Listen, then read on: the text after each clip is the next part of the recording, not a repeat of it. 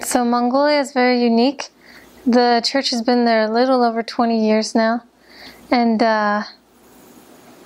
so I served 2013, 2014, and the church was about 20 years in there.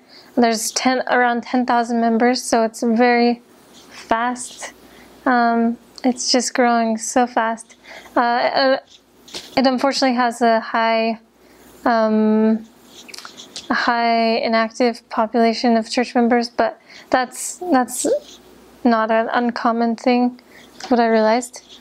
There's a lot of inactivity, but the people are generally accepting. I feel just very blessed to work among a people that's so humble and willing. It's a Buddhist nation. 99% of the people that missionaries come in contact with would say they're Buddhist, or they don't know about anything, but their parents were Buddhist, as most people say.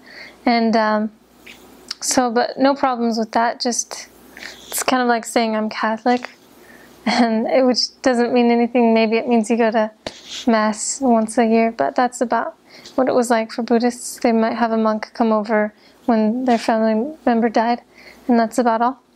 So the church, people just accept the church fairly easily, I thought, at least. And let's see, the nearest temple is in Seoul, Korea. However, people will go to Hong Kong because it doesn't require a visa to go there. And so it's a very big sacrifice for people to go to the temple. Most people only go once if they can.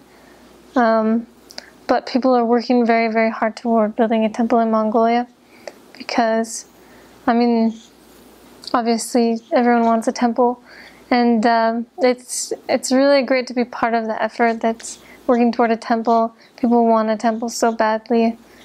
In order to do that, there needs to be 3 stakes in the country.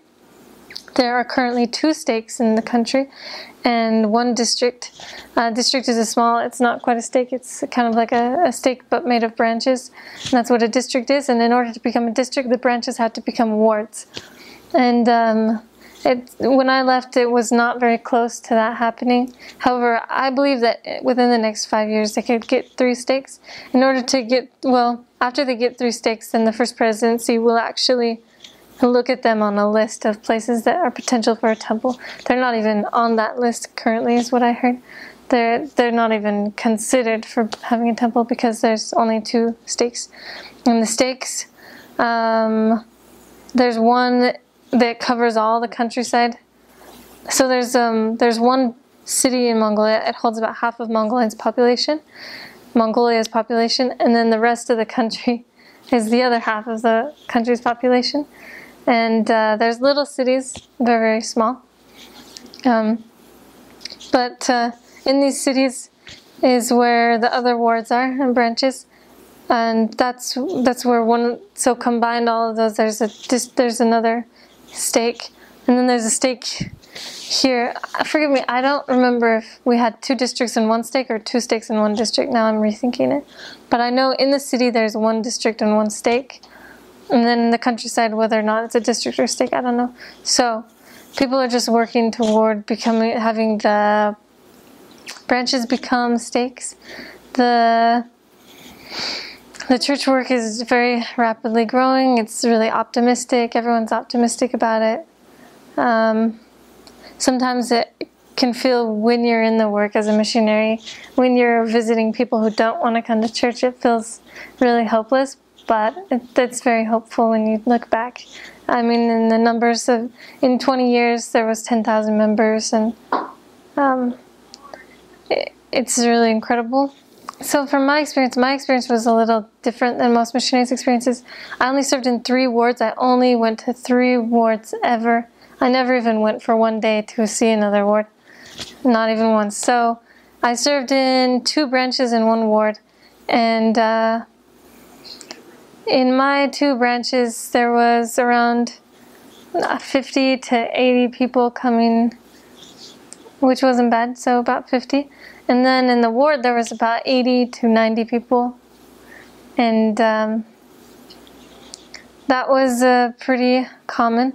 But on holidays and things like that, you do get around 8 to 10 people coming, which is a little discouraging because half of them are missionaries. Just kidding. No, it's, I would say, well, at least in the places I served, it's really optimistic. The thing is that people will leave the city during the summertime. So during summertime, attendance is much worse than wintertime attendance because people are out in the countryside, and in those areas there's no churches. There's no church meetings to go to.